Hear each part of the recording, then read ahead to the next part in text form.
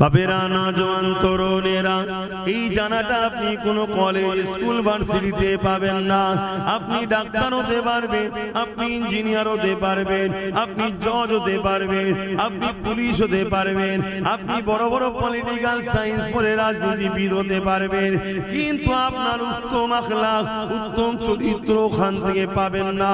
যে জন্য আল্লাহ সৃষ্টি করেছে, উত্তম আদর্শওয়ালা মানুষ হতে গেলে ওই শিক্ষা আপনাকে কোরআনের শিক্ষা নিতে হবে।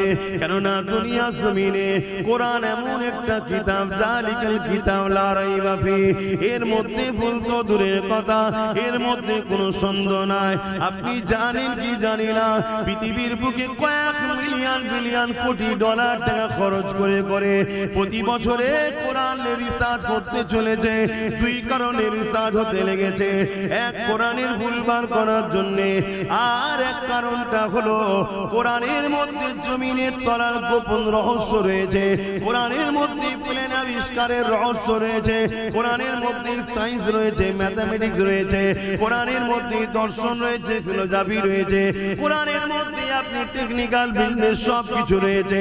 এই কোরআন থেকে বিশ্ব গবেষণা করে তারা আসমানে চলে যাচ্ছে, চাঁদে চলে যাচ্ছে, সেই জন্য তারা রিসার্চ করতে লেগেছে। আর এক কারণে রিসার্চ হতে লেগেছে, এই কোরআন মানুষকে হিদায়াতের রাস্তা দেখায়, সত্যের রাস্তা দেখায়। তাই মানুষের খোদা যারা হতে চাইছে, যারা কোরআনকে মিথ্যা প্রমাণ করতে পারলে, তাহলে দুনিয়া জমিনে কোরআনকে কেসের মাধ্যমে বন্ধ করে দেবে। কিন্তু আল্লাহ শুকরিয়া আদায় করে বলি, ১,৫০০ বছর ধরে দুনিয়ার হাজারো জালিম চেষ্টা করছে, হাজারো মানবরূপী পশু চেষ্টা করছে, তারা চেষ্টা করে করে করে করে কেউ কেউ স্বীকার করে নিয়েছে এই কোরআনের মধ্যে ভুল তো দূরের কথা, এই কোরআনের মধ্যে কোনো ভুল তো নাই। ভুল একটা পেয়েছি রিসার্চ করতে গিয়ে, ওটা আমার মধ্যে, আমি কোরআনকে এখনো না মেনে আছি, এটাই ভুল। তাই তারা দলে দলে ঈমানের কলেমা পড়ে মুসলমান হয়ে যাচ্ছে। আরো জোরে বলুন সুবহান।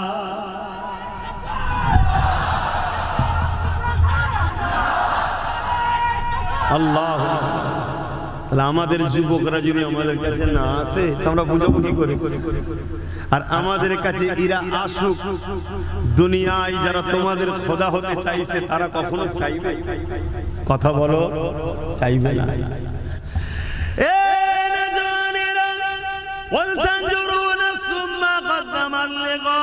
প্রতিটা নফসের উচিত পরকাল নিয়ে ভাবা। আল্লাহর কোরআন জানিয়ে দিল কেন পরকালটা বড় কঠিন হয়ে যাবে। যেদিন কিয়ামতের দিন হবে, ময়দানে মাশর হবে, অর্থাৎ ওই দিনটা হিসাবে দিন, বিচারের দিন।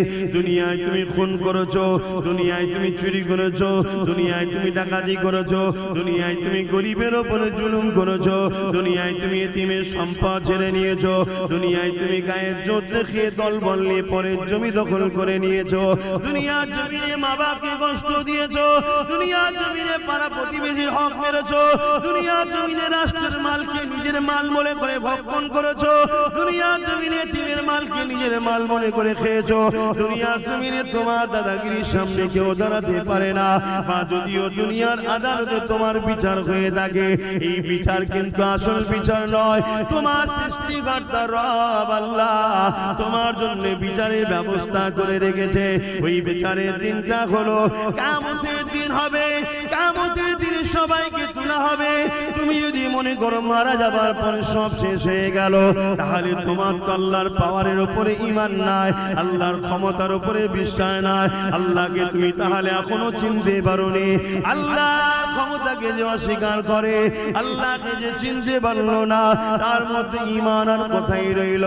সে যতই মুসলমানের ঘরের ছেলে বলো, হাজির ঘরের ছেলে বলো, পীরের ঘরের ছেলে বলো, তার মধ্যে ঈমান বলে তো কিছু নয়। মনে রাখবে আমার আল্লাহ আবার উঠাবে। সুম্মা নুফিকা উখরা ফাইযা হুম কিয়ামুন ইয়ানজিরু, সূরা জুমার 68 নম্বর আয়াত। যে কোরআনী মাদ্রাসাতে শিক্ষা দেওয়া হবে, এই যুবকেরা, তরুণেরা, ওই দিনে আল্লাহ পাক যেমন নাগল দিলে জমিন থেকে আলু ওঠে, বা বিভিন্ন চাষের জিনিস আপনারা উঠান, ওই সময় জমিন ফেটে গিয়ে মানুষগুলো উঠতে থাকবে।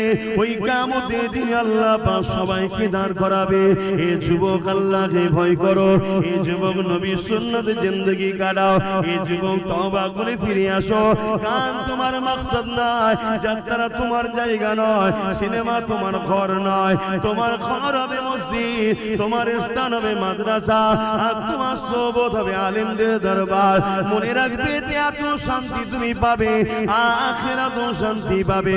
আজকে তুমি কোরআন ছেড়ে দিয়ে, রাসূল ছেড়ে দিয়ে, মাদ্রাসা মসজিদ উলামা ছেড়ে দিয়ে বুকে হাত দিয়ে বলো, তোমরা কেউ কি শান্তিতে সংসারে আছো? কেন নাই ভেবেছো কখন? আসো, ফিরে আসো যুবক। এই রং তামাশাই নেচো না, এটা রঙিন দুনিয়া। রঙের পিছনে ছোট না, আমার ছোট হুজুর পীর কেবলা বলতেন, বাবারা গিলটি চমকে সোনা ভুলে গেলি বাবা। গিলটির এমন এমন সব জিনিস বেরিয়েছে, মানুষ আর সোনা ভুলে গেছে, গিলটির পিছনে ছুটছে। গিলটি বোঝেন তো নাকি? কি বলে ওকে? কসমেটিক্সের দোকানে যেটা বিক্রি হয়, সিটি গোল্ড। ওর চমক দেখে আর ওর ডিজাইন দেখে মানুষ সোনা ভুলে গেছে। সোনার পিছনে ছুটছে, ওর পিছনে ছুটছে।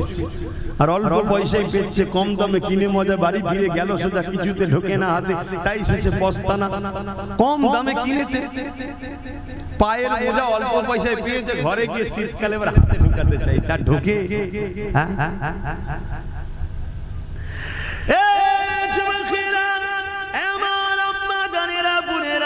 দুদিনের দুনিয়ায় আল্লাহ আমাদেরকে পাঠিয়েছে, এটা পরীক্ষার হল। আখিরাত হলো আমাদের পরীক্ষার জায়গা। ওখানে আল্লাহ পাক রেজাল্ট আউট করবে। এখানে পরীক্ষার জন্য পাঠিয়েছে, বিচারের দিন রেজাল্টের ফয়সালা হবে। কোথায় হবে? ময়দানে মাশর, যে জায়গার নাম। ওই দিনটা কেমন হবে একটু শুনে রেখে দাও। আল্লাহর কোরআন জানাচ্ছে, কানা মিকদারু 50 আলফা সানাতে। কোরআন জানাচ্ছে যে কোরআনে কলম চালাবার ক্ষমতা পৃথিবীর কারো হয়নি, জের জবরকে চেঞ্জ করার পর্যন্ত ক্ষমতা হয়নি। পৃথিবীতে হাজারো কিতাব আছে, প্রতিটা কিতাবের লেখক লাস্টে লিখে দেয়, যদি কোনো ভুল ময়া নজরে পড়ে সংশোধনের জন্য ধরিয়ে দেবেন। বলে তো নাকি? প্রত্যেকটা কিতাবের লাস্টে দেখবেন লেখা থাকে, ভুল মার্জনা করিবেন, যদি ধরা পড়ে, নজরে পড়ে ধরিয়ে দেবেন, পরের সংকলনে সংযোজন করে দেওয়া হবে, তাই তো নাকি? আর কোরআন প্রথমে কি বলছে? ভুল তো দূরের কথা, এতে কোনো সন্দেহ নেই, এই বিশ্বাস রেখে পড়া শুরু কর। চ্যালেঞ্জ দিচ্ছি, জোরে বলুন সুবহানাল্লাহ। কেন? সবটা মানুষের লেখা, আর কোরআন কার বাণী? বলুন না গো। আল্লাহ সৃষ্টিকর্তার কখনো ভুল হয়? হ্যাঁ,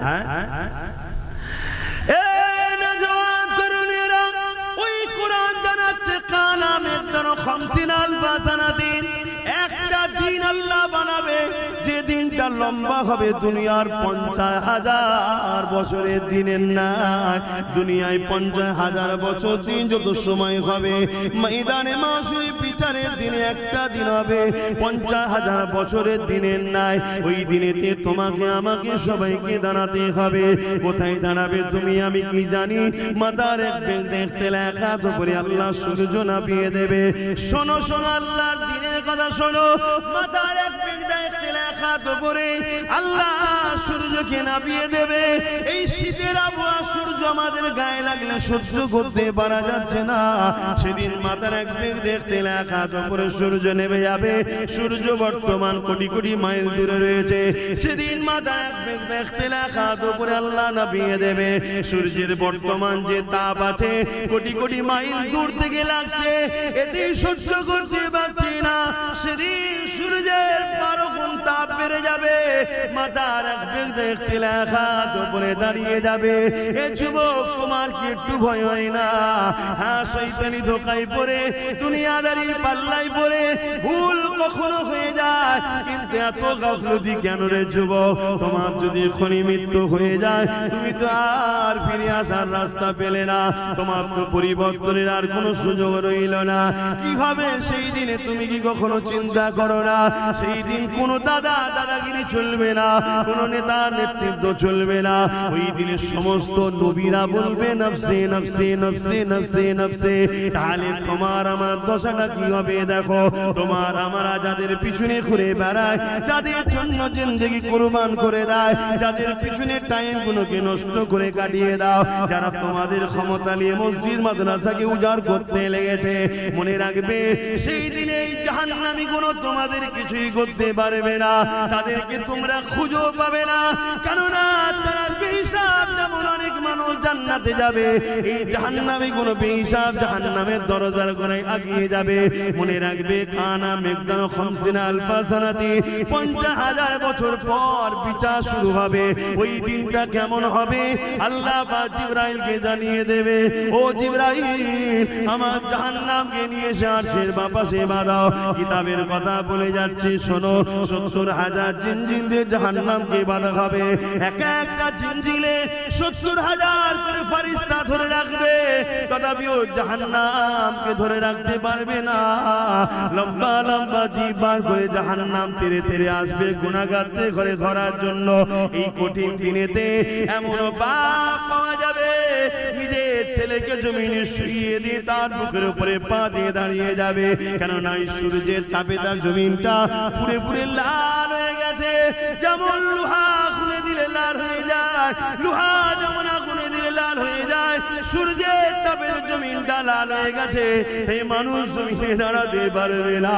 ছেলেকে বুকে শুইয়ে দিয়ে বাপ বুকের উপরে পা দাঁড়িয়ে যাবে। এমনও ছেলে পাওয়া যাবে নিজের জন্মদাতা বাপকে জমিনে শুইয়ে দিয়ে তার বুকের উপরে পা দিয়ে দাঁড়িয়ে যাবে। এমনও মা পাওয়া যাবে নিজের মেয়েকে জমিনে শুইয়ে দিয়ে তার বুকের উপরে পা দিয়ে দাঁড়িয়ে যাবে। এমনও মেয়ে পাওয়া যাবে নিজের মাকে জমিনে শুইয়ে দিয়ে তার বুকের উপরে পা দিয়ে দাঁড়িয়ে যাবে। এক কথায় যার উপরে যার জোর চলবে তাকে জমিনে শুইয়ে দিয়ে বুকের উপরে পা দিয়ে দাঁড়িয়ে যাবে। এ আমার আব্বা জানেরা, মায়েরা, বোনেরা, সূর্যের তাপে যে মানবার ক্ষীণগুলো নাক দিয়ে গলে গলে গলে গলে পড়তে লাগবে। ওই দিনটা তোমার আমার কি হবে উপায়? ভাবো ভাবো, আমাদের কাছে এলে আমরা ভাবাই। কেন ভাবাই? আমার ঘরেরই তো ভাই তোমরা, আমার নবীর উম্মত উম্মতি ভুল হয়ে যায়। ভাবার পরে যদি একটু তওবা করে, একটু কাঁদে, একটু চোখের পানি ফেলে, আল্লাহ বলে যাই মাফ করব। জোরে বলুন সুবহানাল্লাহ। কিন্তু আমাদের ঘরে ছেড়ে যাদের পিছনে ছুটছুটি করছো, তোমাদের ঘরে তো ভাবানো দূরের কথা, যদি না ভাবে সেজন্য আরো চেষ্টা করছে। পরিবর্তন হও আমার যুবকেরা, ফিরে আসো। আমি আশা রাখবো দ্বিতীয় বছর হচ্ছে, একদিন না একদিন এই জায়গা যেন একটা ইলমের বাগান তৈরি হয়, এখান থেকে জান্নাতের জন্য খুশবু বাইর হয়। জোরে বলুন সুবহানাল্লাহ। মনে রাখবে যেখানে কোরআন তেলাওয়াত হয় ওই জায়গায় আল্লাহর রহমতের ফেরেশতারা আসা যাওয়া করে। জোরে বলুন সুবহানাল্লাহ। আর রহমতের ফেরেশতারা আসা যাওয়া করলে আপনাদের ঈমান কি বলছে? বালা মুসিবত, চাষবাস, কাজবাজ সব ভালো হবে না খারাপ হবে? ভালো হবে। এই কঠিন দিনেতে কি হবে তোমার আমার উপায়? এই কঠিন দিনেতে যারা হাফেজে হাক্কানি হবে তাদেরকে যখন জান্নাতে আল্লাহ যেতে বলবে, জান আপনাদের এখানে দাঁড়াতে হবে না। মন দিয়ে শোনে, বাপের গল্প শোনাচ্ছি, নবীর হাদিস শোনাচ্ছি। আল্লাহ পাকের হাফেজে কোরআন দিগকে আল্লাহ বলবে, আমার হাফেজ সাহেব বান্দারা, দুনিয়া জমিনে আপনারা আমার কোরআনকে আয়ত্ত করেছে, দুনিয়ার মানুষ আপনাদেরকে অনেক ছোট বড় কথা বলেছে। এই হাফেজ সাহেব হয়ে কি হবে? একে যদি ডাক্তার উকিল জজ করা হতো, কোটি কোটি টাকা ইনকাম করতো, আরে বাপ মাকে হজে পাঠাতো, ভালো মন্দ গাড়ি চাপাতো, অনেক কিছু করাতো। এই হাফেজ সাহেব হয়ে কি আর করবে? ওই তো মসজিদে গিয়ে 2,500 1000 টাকা নেবে, এছাড়া আর কি পাবে? তথাপিও আপনারা কারো কথায় কান্না দিয়ে এ হাফেজ সাহেবরা তোমার আমার কোরআন তেলাওয়াত করেছো, আমার কোরআন আয়াত্ত করেছো। দুনিয়াকে আমি চ্যালেঞ্জ দিয়েছিলাম, অর্থাৎ আল্লাহ চ্যালেঞ্জ দিয়েছে। যখন কোরআনের বিরুদ্ধে ষড়যন্ত্র হয়েছিল জাহিলিয়াতের যুগে, আমার আল্লাহ বলেছিল দুনিয়ার মানুষ আল্লাহ ছাড়া সবাইকে একত্রিত করে কোরআনের একটা আয়াত লিখে দেখাও, তারা পারেনি। এবং আল্লাহ জানিয়েছে এই কোরআনকে কিয়ামত পর্যন্ত দুনিয়া জমিনে হেফাজতের দায়িত্ব আমি আল্লাহ নিয়ে নিলাম। এ আমার হাফেজে বান্দারা, তাই তোমরা আমার কোরআনকে দুনিয়ার কাগজ কলমে তো লেখা রয়েছে, দুনিয়া যদি সেগুলোকে মিটিয়ে দিতেও চায়, তোমরা তাই নিজেদের সিনার মধ্যে আমার কোরআন আয়ত্ত করে নিয়েছিলে। আমার হাফেজে বান্দারা, আজকে তোমাদেরকে এই কঠিন দিনে ময়দানে মাশরে দাঁড়াতে হবে না, তোমরা আমার জান্নাতে চলে যাও, জান্নাতে চলে যাও। ওই সময় হাফেজে বান্দারা বলতে লাগবে, এ আমার আল্লাহ পাক, আমরা তো জান্নাতে যাব, কিন্তু আমরা হাফেজ হওয়ার জন্য আমাদের পিছনে যারা ওসিলা হয়ে দাঁড়িয়েছিল, কেউ আমাদেরকে জায়গিরি দিয়েছিল, কেউ আমাদেরকে থাকার ঘর দিয়েছিল, কেউ আমাদেরকে মাসে মাসে খানা খাইয়েছিল, কেউ আমাদেরকে পড়ার জন্য ঘর করে দিয়েছিল, কেউ আমাদের থাকার জন্য ব্যবস্থা করে দিয়েছিল, কেউ আমাদের জামা কাপড় কিনে দিয়েছিল, নানান দিক থেকে সহযোগিতা করেছিল। আল্লাহ তারা তো ময়দানে মাশরে নফসি নফসি নফসি করছে। আল্লাহ তাদেরকে ছাড়া আমরা কেমন করে যাই? তারা যদি আমাদের পাশে না দাঁড়াতো, আমাদের জন্য যদি শিক্ষা কেন্দ্র না করে দিত, আমাদের জন্য যদি জায়গিরি থাকার ঘর না দিত, আমাদের জন্য খাবার যদি ব্যবস্থা না করে দিত, হে আল্লাহ, তাহলে আজ হয়তো আমরা কোরআন আয়াত্ত করার সুযোগটা পেতাম না। বিশাখ আপনি স্মরণ করিয়ে রেখেছে, কিন্তু ওসিলা তো হয়েছিল, এ আল্লাহ তাদেরকে ছাড়া আমি জান্নাতে যাব না। আমার আল্লাহ বলবে সাদ্দাকটা সত্য বলছি না, এ আল্লাহর বারিস্তারে যাও যাও যাও যাও। এই হাফেজদের কাতারে একজন হাফেজ সাহেবের সাথে 70 জন পর্যন্ত ব্যক্তিকে আমি আল্লাহ মাফ করে দিয়ে জান্নাতি ঘোষণা দিলাম। আরো জোরে বলুন সুবহান।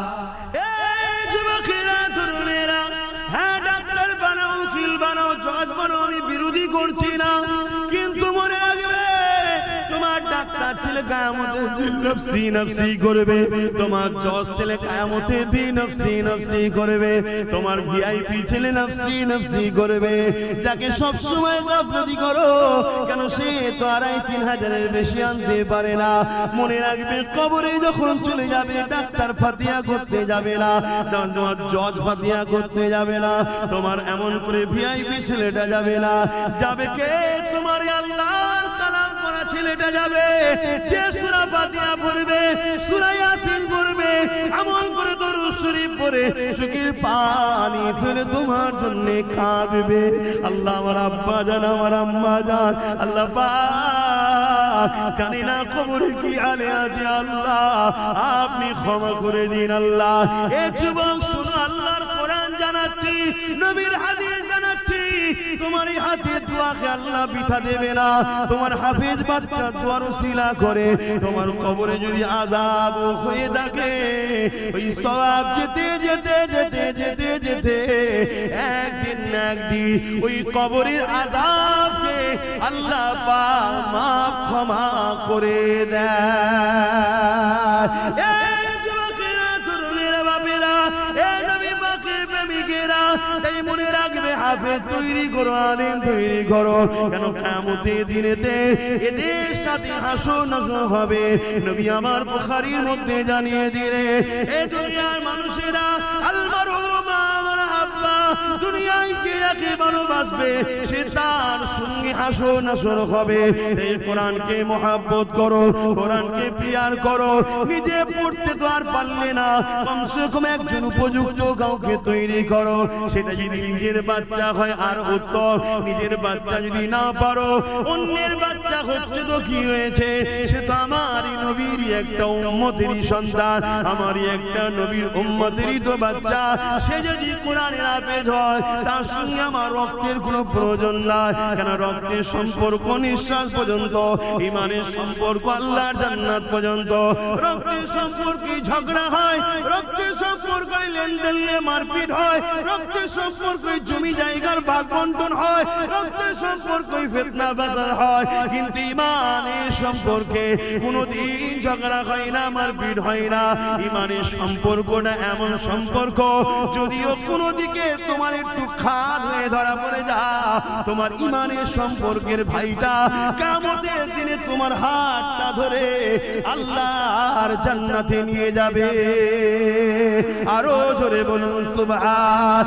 এই যুবকেরা, তরুণেরা, তাই আরেকটা কথা বলি শোনো, কিয়ামতের দিনে যখন আল্লাহ বিচারের দিন করবে, ওই দিনে কোরআনকে আল্লাহ সুন্দর করে সাজাবে। দুনিয়ায় যে ছাপা কোরআন রয়েছে, এটা নয়, লাউহে মাহফুজে যেটা রয়েছে, সেই লাউহে মাহফুজের মধ্যে যা লেখা আছে, ওই লেখা কিন্তু এই কোরআনের মধ্যেই রয়েছে। 27 বছর ধরে আমার নবীর উপরে একটার পর একটা বার, একটার পর একটা করে এইভাবে সাল্লামের উপরে এসেছে। এই যুবকেরা, তরুণীরা, বাপেরা, কিন্তু এটা সেই কোরআনেরই অংশ ছাপা, কিন্তু অরিজিনাল যেটা লাউহে মাহফুজে রক্ষিত রয়েছে, ওইটাকে আল্লাহ সুন্দর করে সাজাবে, তাকে চলার ক্ষমতা দেবে। সে আল্লাহর আরশে আজিমের নিচে চলতে থাকবে। আল্লাহ পাক তাকে জিজ্ঞাসা করবে, আমার কালামুল্লাহ, আজ কি আপনি কিছু চাইবেন আমার কাছে? ওই সময় আল্লাহর কালাম কোরআন বলতে লাগবে, আল্লাহ, দুনিয়ায় একজন লোক আমার বড় বিরোধী করেছিল, আবার একজন লোক আমাকে মহব্বত করে সিনার মধ্যে যত্ন করে রেখে দিয়েছিল, একজন লোক আমাকে মিটাবার জন্য মাদ্রাসাগুলোকে ব্যান করেছিল, আবার একজন লোক কাঠের পয়সা খরচ করে ওই মাদ্রাসাকে প্রতিষ্ঠিত করে ওখানে আপনার বান্দাদেরকে ভর্তি করে তাদেরকে কোরআন শিখিয়েছে, তারা সিনার মধ্যে রেখে দিয়েছিল। এই আল্লাহ, একদল লোক কোরআনকে মিটাতে চেয়েছিল, কোরআনের বিরুদ্ধে মিথ্যা বলেছিল, আবার একদল লোক কোরআনের পক্ষে আওয়াজ তুলেছিল। আলহামদুলিল্লাহ, আমি মনে করি কোরআন সেদিন আমার বিষয়ও বলবে। আল্লাহ আব্বাস আমার পক্ষে আওয়াজ তুলেছিল, যারা কোরআন মিটাতে চেয়েছিল তাদেরকে মানবরূপী পশু বলেছি। আল্লাহ কোরআনের পক্ষে দাঁড়িয়ে আমাকে পিয়ার করে আব্বাস কথা বলেছিল। এই বলাতে আব্বাসের অনেক দুশমন বেড়েছিল, তবে আব্বাস কোরআনকে ভালোবেসে আওয়াজ তুলেছিল। আজকে আপনার কালাম, কালামুল্লাহ, আমি আপনার কাছে আশা রাখি, সেদিন যারা কোরআনকে পিয়ার করেছে, কোরআনকে মুহাব্বত করেছে, কোরআনের মজলিস করেছে, কোরআনিয়া প্রতিষ্ঠান তৈরি করতে চেয়েছে, আল্লাহ তাদেরকে আজকে আমি জান্নাতে দেখতে চাই। আমার আল্লাহ কালামুল্লাহ নিজের কথাকে খুশি করার জন্য, কালামুল্লাহ মানে আল্লাহ নিজের কথা, নিজের কথাকে সম্মানিত দিবার জন্য আল্লাহ তাদেরকে জান্নাতে দিয়ে দেবে। কোন দিক দিয়ে যাদের সঙ্গে কোরআনের প্রেম ভালোবাসা ছিল, আরো জোরে বলুন সুবহান।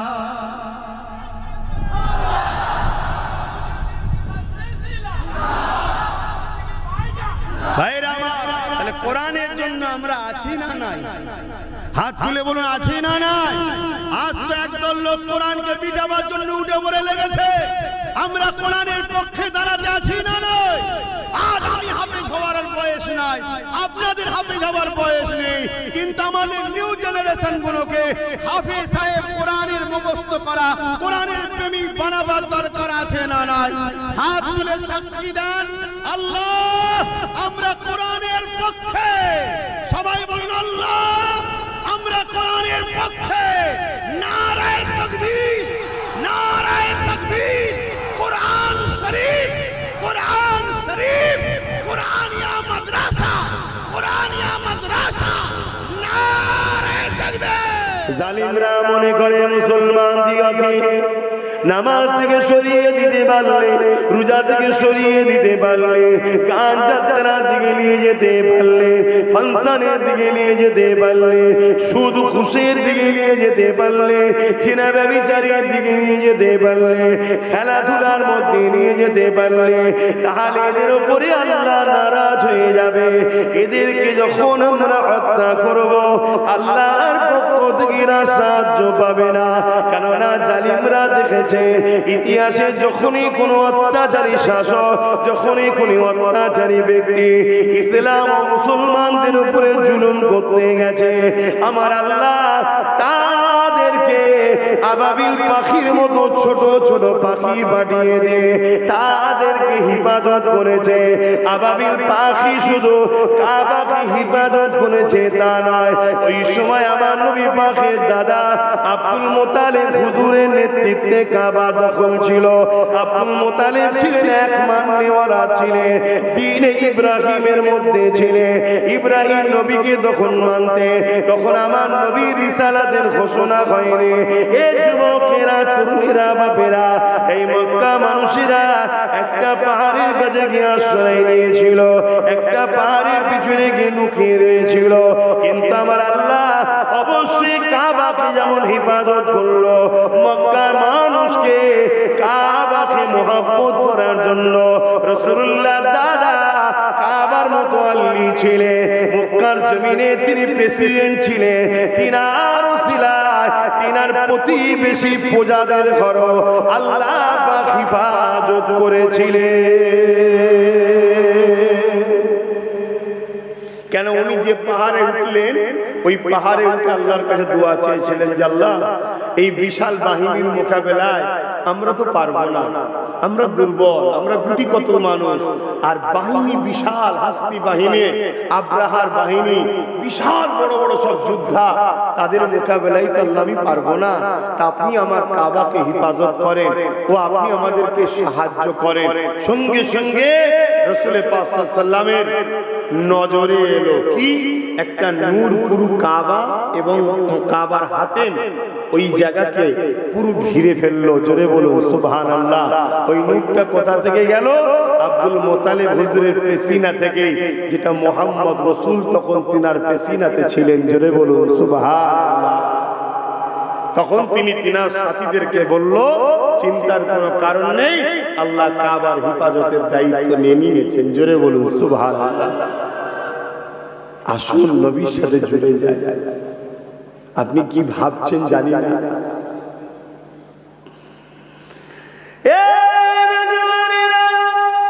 খুব মন দিয়ে শোনেন। একদিকে যেমন আমাদেরকে লোভ লালসার মধ্যে ফেলেছে, ফিরি খাবার নামে হারাম খাদ্য খেয়ে আমাদের ভেতরকে শেষ করছে, যাতে করে আল্লাহর দিকে মন না টানে, কোরআনের দিকে মন না টানে, মসজিদ মাদ্রাসার দিকে মনটা না টানে। কেননা শরীরে যখন হারাম খাদ্য গিয়ে গিয়ে গিয়ে রক্তটা হারাম খাদ্য থেকে তৈরি হবে, ওই শরীর তখন তোমার মসজিদে টানবে না, ওই শরীর তখন রোজার দিকে টানবে না, ওই শরীর তখন রাসূলুল্লাহ দিনের দিকে টানবে না, ওই শরীর তখন উলামাদের মাহফিলে টানবে না, ওই শরীর তখন কোরআনের পক্ষে দাঁড়াতে মন যাবে না, ওই শরীর তখন মাদ্রাসার জন্য দান দিতে মন যাবে না, ওই শরীর তখন আল্লাহর রাহে চলার জন্য ইচ্ছা করবে না। অথচ হারাম রক্ত হয়ে যাওয়ার জন্য মুসলমান তুমি দাবি করবে, কিন্তু তোমার শরীরটা আল্লাহর মসজিদের বিরোধী যারা, তাদের দিকে টানবে। তোমার গায়ের ক্ষমতাটা মাদ্রাসাকে যারা মিটাতে চাইছে তাদের পিছনে ঘুরে বেড়াবে। তোমাদের কাছে আলেমের কথা ভালো লাগবে না, কাফের শাসকের কথা ভালো লাগবে। তোমাদের কাছে উলামাদের কথা ভালো লাগবে না, চরিত্রহীন খুনি দুষ্কৃতির কথা ভালো লাগবে।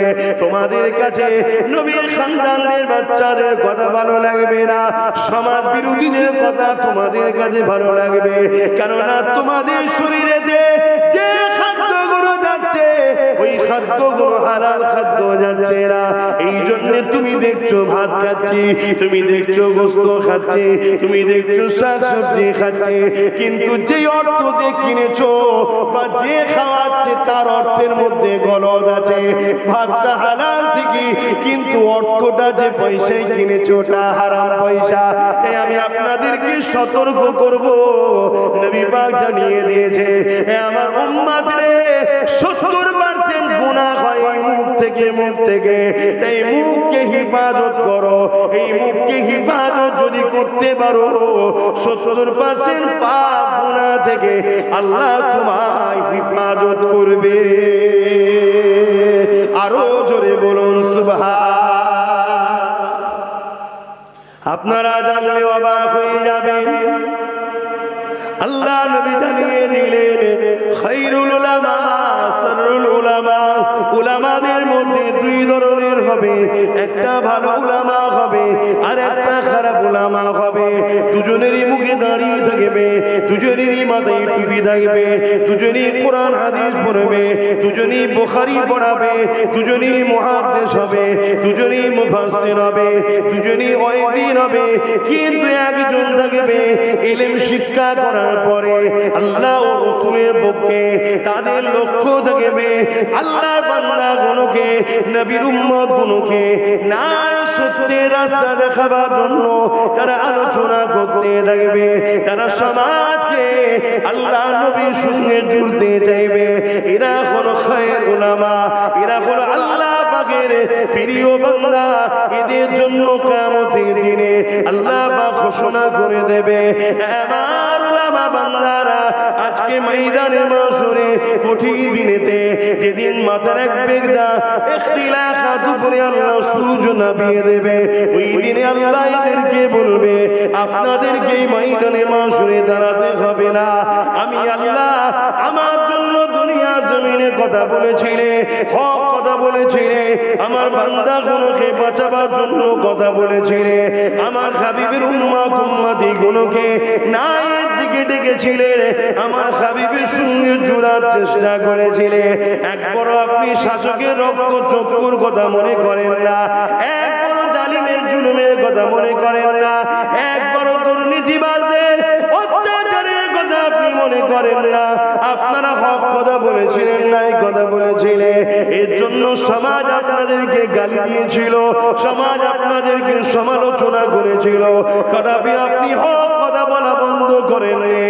আমার উলামায়ে হকরা, আজ আমি আল্লাহ আপনাদেরকে এই ময়দানে মাশরে দাঁড় করিয়ে রাখবো না। আমি আল্লাহ আপনাদেরকে জান্নাতে যাবার পারমিশন দিলাম।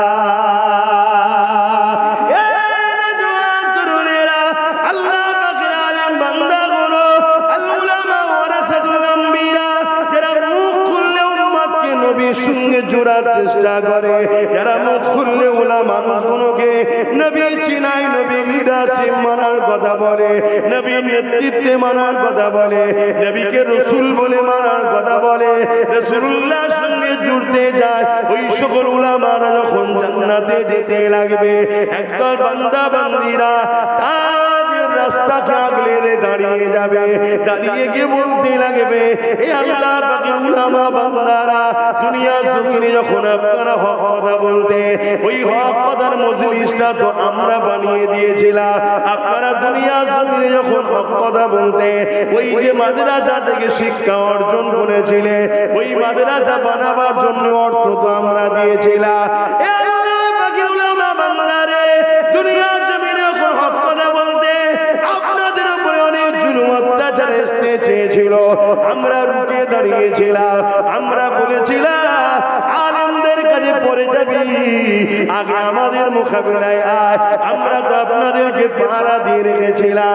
এ যুবকেরা, বাপেরা, তরুণেরা ইত্যাদি ইত্যাদি ভাবে উলামাদেরকে বলতে লাগবে, এক কথায় দুনিয়া জমিনে আমরা তো আপনাদের সাথী ছিলাম, আপনাদের সহযোগী ছিলাম, আপনাদেরকে পেয়ার করতাম, আপনাদের কাতারে থাকতাম, আপনাদের মাহফিলে আসতাম, আপনাদের সঙ্গে উঠা বসা করতাম, আপনারা যখন কোনো ডাক দিতে ওই ডাকে আমরা শামিল হতাম, আপনারা যেটা বলতেন আমরা মেনে নিতাম।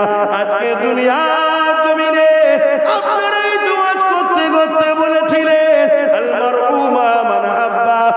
হাদিস শরীফের মধ্যে রয়েছে দুনিয়ায় যে যাকে ভালোবাসবে আর আখিরাতে সে তার সঙ্গেই থাকবে।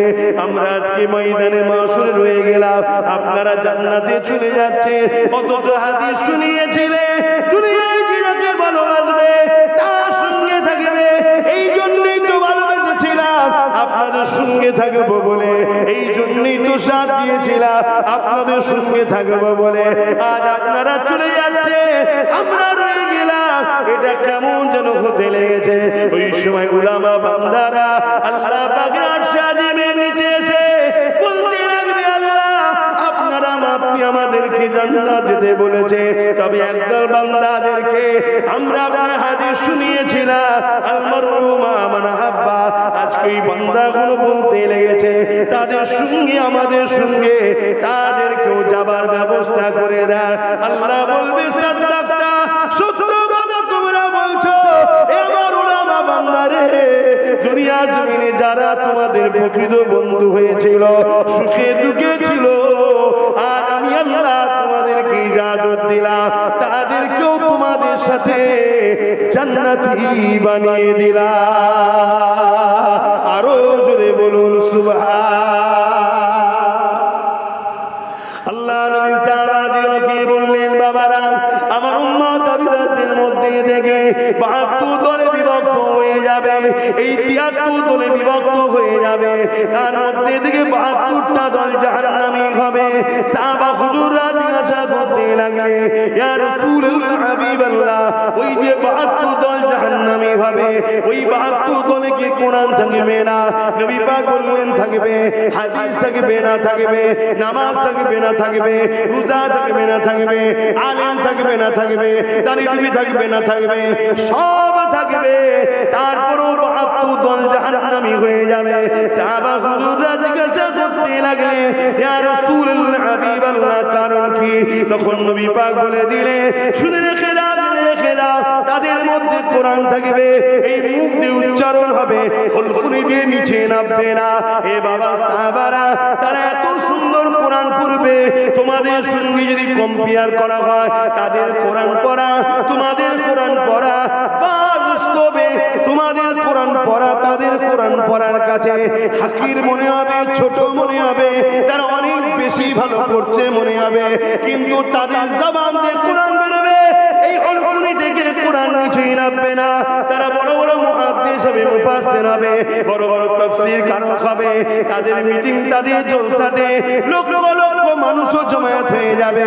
কিন্তু আমি রাসূলুল্লাহ জানিয়ে দিলাম, তাদের তাসবিহ, তাদের নামাজ, তাদের দাড়ি, তাদের টুপি, তাদেরও মসজিদ থাকবে, তাদেরও মাদ্রাসা থাকবে, সেখানে আযান হবে, ইকামত হবে, নামাজ হবে। কিন্তু আমি রাসূলুল্লাহ বলে দিই, যেমন তীর ধনুক থেকে তীর বেরিয়ে যায়, তারা ইসলাম থেকে বেরিয়ে জাহান্নামী হয়ে যাবে। ইয়া রাসূলুল্লাহ, হাবিবাল্লাহ, কারণটা কি? কারণটা কি? আল্লাহ নবী কি কারণ বলেছিল?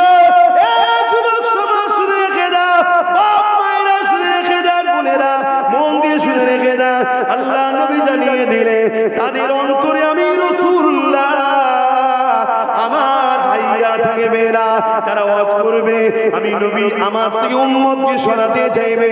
যারা আমি নবী আমাকে কষ্টদায়ক কথা বলবে, আমি নবীর আদব তারা করতে চাইবে না।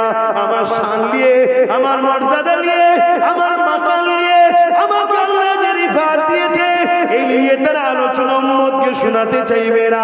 উম্মতের দিল থেকে আমি নবীর সম্মানকে বার করবে, আমি নবীর আদবকে বার করবে, তাদের জবান দিয়ে কথা বেরোবে, ওই কথাটা আমি নবী আমাকে কষ্টদায়ক কথা হবে।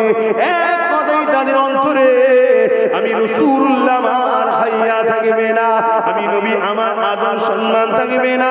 এই আদব সম্মান হাইয়া না থাকার জন্য কোরআন থাকার পরও, হাদিস থাকার পরও, নামাজ থাকার পরও, দাড়ি থাকার পরও, টুপি থাকার পরও আমি নবী বলে যাচ্ছি, ধনুক থেকে তীর যেমন বেরিয়ে যায়, ওরা ইসলাম থেকে বেরিয়ে জাহান্নামী হয়ে যাবে।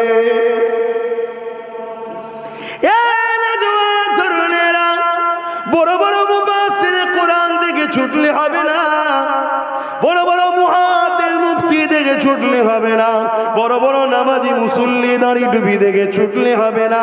যদি ছোটেন এখানে কিন্তু আপনি ঠকেও যেতে পারেন। কেননা আর আমার নবী পাক যখন চলে যান, হযরতে মাওলা আলী যখন খলিফাতুল মুসলিমিন হলেন, ওই সময় খারিজি বলে একটা দল বাহির হয়ে গেল, যারা কোরআন দেখিয়ে দেখিয়ে দেখে মানুষকে গুমরাহ করে দিয়েছিল। মানুষ কোরআন দেখে কোরআনের পক্ষে দাঁড়াবার নামে ওই মুনাফিকদের পাল্লায় পড়ে গেল। ওই মুনাফিকরা কোরআন দেখে ওই সরল পিরান মুসলমানকে হযরত আলীর বিরুদ্ধে দল তৈরি করে দিল, এত শক্তিশালী করে দিল। হযরত আলী ফজরের নামাজ পড়াচ্ছিলেন, হযরত আলীকে মিম্বারে নামাজের জায়গাতে শহীদ করে দিল মুসলমানেরা। যাদের ব্রেনে ঢুকিয়ে দেওয়া হলো আলী নাকি কোরআনের বিরুদ্ধে, অথচ রাসূলুল্লাহ জানিয়ে দিলেন আমি নবী হলাম ইলমের শহর, আলী হলো ওই শহরের দরজা। যে আমার কাছে আসবে হযরত আলীর মাধ্যম দিয়ে আসতে হবে, অর্থাৎ যে হযরত আলী নয় সে আমি রাসূলুল্লাহ আমার নয়। সেই সকল নিরীহ মুসলমানগুলোকে বোকা কিভাবে বানিয়ে দিল কোরআন দেখিয়ে। আজকে দিনেতে নামাজ দেখিয়ে বোকা বানাবে, কোরআন দেখিয়ে বোকা বানাবে, রোজা দেখিয়ে বোকা বানাবে, দাড়ি টুপি দেখিয়ে বোকা বানাবে। আমি এতগুলো মাদ্রাসা করেছি, এত মসজিদ করেছি, এইগুলো দেখিয়ে বোকা বানাবে। কারণ এদের মাদ্রাসার পিছনে কোটি কোটি টাকা ইসলাম বিদ্বেষীরা দিচ্ছে, এদের মসজিদের পিছনে কোটি কোটি টাকা ইসলাম বিদ্বেষীরা দিচ্ছে।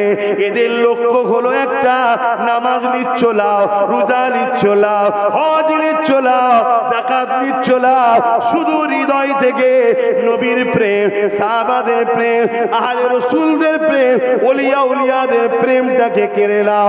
কেননা এখনো চলে গেলে ঈমানটা চলে যাবে। আর বেঈমান যদি কোটি কোটি থাকে তাদের দ্বারা ইসলামের কোনো উপকার হবে না, তাদের দ্বারা ইসলামের ক্ষতি হবে। হযরত ওমর ফারুক দাঁড়িয়ে গেল, তখন আল্লাহ নবী সম্বন্ধে আবু জেহেল ওমর ফারুককে ভুল বুঝিয়ে রেখেছিল। আজও যেমন আমার দেশের একটা বড় অংশকে তোমার আমার চোখের পিছনে ভুল বোঝানো হয়েছে, এখন তো প্রকাশ্য মিডিয়ায় বোঝানো হচ্ছে। এটা আজকে নতুন নয় গো, শয়ে শয়ে বছর ধরে প্ল্যান চলে আসছে। আমি অনেক আগে বলেছি, সাপ দেখলে যেমন তোমরা মারো, তোমাদের পিছনে একটা শ্রেণীর ব্রেনকে ওয়াশ করা হচ্ছে। মুসলমান দেখলেই তারা মারবে, তাদেরকে ছোটবেলা থেকে ট্রেনিং দেওয়া হচ্ছে, তাদের স্কুলগুলোতে প্রশিক্ষণ দেওয়া হয়, তাদের স্কুলগুলোকে বিদ্বেষ করা তৈরি করা হয়। এইভাবে পুরো ভারত জুড়ে চলছে। তা থেকে আমার বাংলাও নিরাপদ নয়। আমার বাংলার কিছু কম বেশি ১,৫০০ জায়গা তৈরি হয়ে গেছে, যেখানে মুসলমানের বিরুদ্ধে প্রশিক্ষণ দেওয়া হচ্ছে। ছোট ছোট বাচ্চাগুলোকে বোঝানো হচ্ছে মুসলমান মানে আতঙ্কবাদী, মুসলমান মানে দেশদ্রোহী, দাড়ি টুপি মানে জঙ্গি, ওদেরকে মেরে দিলে পাপ হবে না পুণ্য হবে, ওরা আমাদের ধর্মের দুশমন, ওদেরকে মেরে দেওয়া দরকার। মাদ্রাসাগুলোতে জঙ্গি তৈরি হয়, মোল্লা মৌলভী সাহেব মানে ISIS এর সঙ্গে হাত আছে, ওদেরকে ধরে ধরে নিয়ে চলে আসো। 10 বছর 15 বছর লাইফটাকে বরবাদ করে দিবার পর তারপরে তাদেরকে ছেড়ে দাও। এই নাটক চলতে লেগেছে। কিন্তু যুবকেরা শুনে রেখে দাও, এই কথা আজ থেকে 5-6 বছর আগে ধরে আমি প্রচার করছি, কিন্তু তখনকার সময় বহুত উলামারা আমার বিরুদ্ধে কথা বলেছিল, বহুত বুদ্ধিজীবীরা আমার মা বাপ তুলে গাল দিয়েছিল। কিন্তু আজকে দিনে দেখছি প্রকাশ্য মিডিয়াতেই বলা শুরু হয়েছে। মিডিয়া খুললেই দেখুন একদল লোক প্রকাশ্য বলতে লেগেছে মুসলমান মানেই তারা জিহাদি, জিহাদি মানেই আতঙ্কবাদী, দাড়ি টুপি মানেই জঙ্গি, দাড়ি টুপি মানেই সন্ত্রাস। মাদ্রাসাতে আতঙ্কবাদী শিক্ষা দেওয়া হয়, মাদ্রাসাগুলোকে ব্যান করে দেওয়া হয়। অলরেডি ভারতের বিভিন্ন জায়গায় মাদ্রাসাকে ভেঙে দেওয়া হচ্ছে, মাদ্রাসাগুলোকে বন্ধ করে দেওয়া হচ্ছে। এ যুবকেরা আমার বাংলাতেও মাদ্রাসা বন্ধ করে দেওয়া হয়েছিল। আমি আব্বাস সিদ্দিকী লড়াই করে খুলেছিলাম।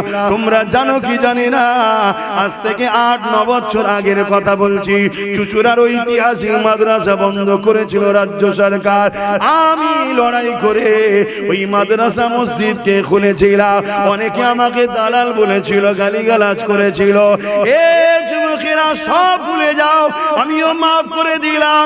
আসো ঐক্যবদ্ধ হও, উলামারা জবান খোলো, আলেমরা মুখ খোলো, ইমামরা কথা বলো, সবাই মিলে বলো।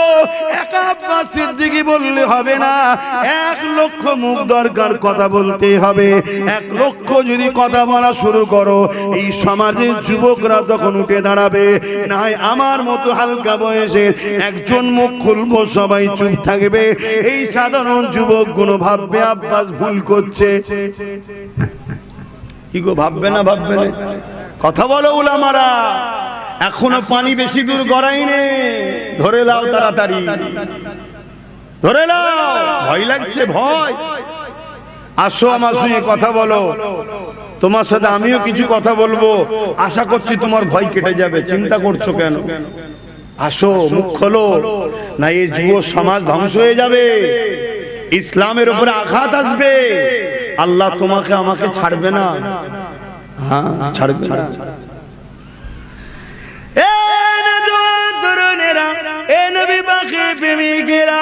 তোমার আমার পিছনে ষড়যন্ত্র চলছে গো, মানুষের প্রেরণ গুলোকে ওয়াশ করা হচ্ছে গো।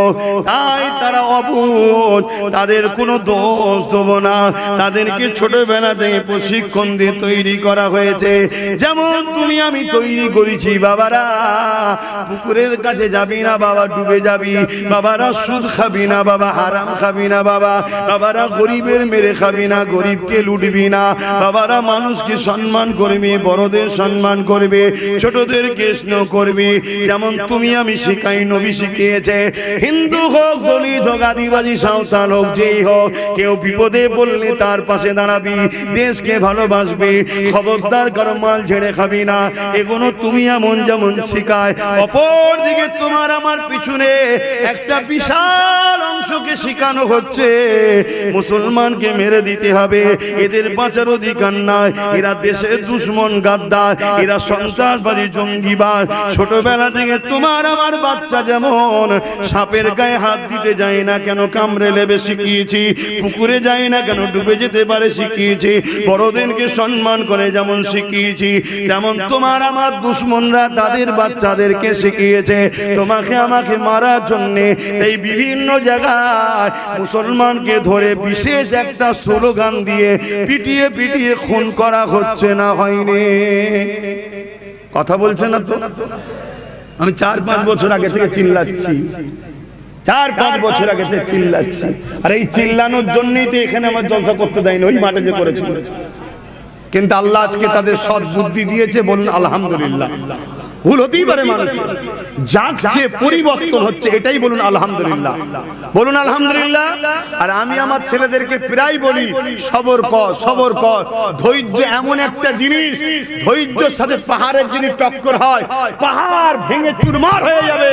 ধৈর্য কখনো, ধৈর্যশীলরা কখনো ভেঙে যায় না। জোরে বলুন সুবহানাল্লাহ। যুবকেরা, তরুণীরা, বাপেরা, ইসলামকে যারা মিটাতে চেয়েছে, হয় তাদের মধ্যে থেকে বা তাদের আওলাদের মধ্যে থেকে ইমানের নূরের কালেমা পড়িয়ে ইসলামের খাদেম আল্লাহ বানিয়ে দিয়েছে। ইউরোপ দুনিয়া চেয়েছিল ইসলামকে মিটিয়ে দেবে, যেমন করে ফ্রান্স চেয়েছিল ইসলামকে মিটিয়ে দেবে, আমেরিকা চেয়েছিল ইসলামকে মিটিয়ে দেবে। এ যুবকেরা, তাদের ডাটা বলছি, তাদের সমীক্ষা বলছি, তাদের ঘোষণা বলছি, তারা বলতে লেগেছে ইউরোপ দুনিয়াতে ডেলি হাজার হাজার অমুসলিম ঘরের ছেলে মেয়েরা ইমানের নূরে কলেমা পড়ে আমার নবীর ইসলাম কবুল করছে।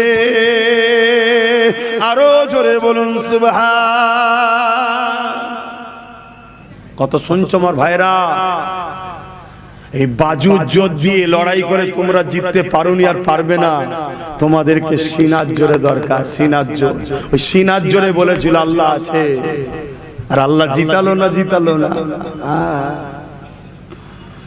বাপেরা, নওজোয়ান তরুণেরা, এ নবী পাকের প্রেমিকেরা, চিন্তার কোনো কারণ নেই, আল্লাহ আছে।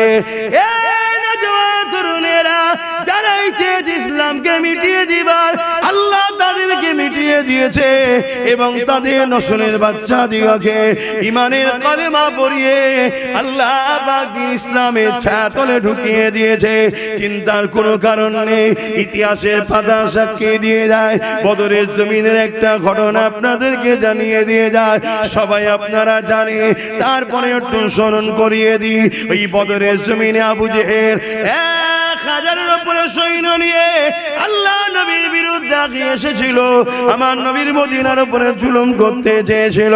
আমার নবী পা মাত্র 313 জনকে নিয়ে ওদের সামনে দাঁড়িয়ে গেল। আবু জেহেল বাহিনীর সংখ্যা 1000-এর উপরে, তাদের হাতে ঢাল আছে, তরোয়াল আছে, তীর আছে, বল্লম আছে। আর আমার নবী পাকের সাহাবাদের হাতে খেজুরের ডাল রয়েছে। চিন্তা করে দেখো, একদিকে তীর রয়েছে, ঘোড়া রয়েছে, অস্ত্র রয়েছে, তাদের সংখ্যা 300, এমন করে 1000-এর উপরে। আর একদিকে রয়েছে মাত্র খেজুরের ডাল, সংখ্যা বা 313 জন। কিন্তু লড়াইয়ের পরে দেখা গেল 313 জন জিতে গেল, 1000-এর উপরে হেরে গেল। এ যুবকেরা, তরুণেরা, বাপেরা, কিসের জোরে 313 জন জিতেছিল? তাদের হাতে অস্ত্র তরোয়াল না থাকতে পারে, কিন্তু 313 জনের অন্তরে আল্লাহ ও নবীর প্রেম ভালোবাসা, যাকে বলা ঈমান, অর্থাৎ সিনার শক্তি ছিল। আরো জোরে বলুন সুবহান।